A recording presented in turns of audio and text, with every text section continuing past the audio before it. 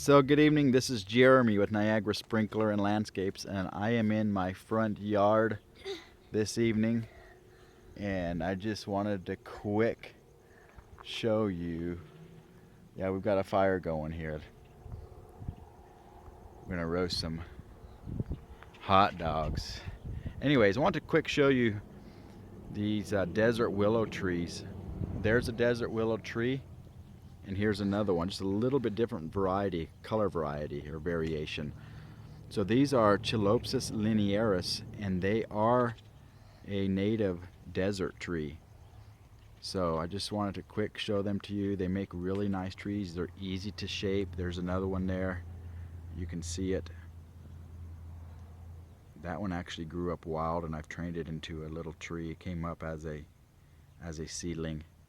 And then this one here, we planted this one about a year ago. And then that one there is a pretty mature one. That one was planted probably about 7 years ago. So anyways, they make really nice trees, easy to prune.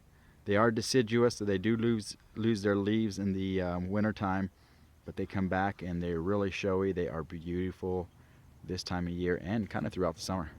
So check out my website, niagarasprinkler.com.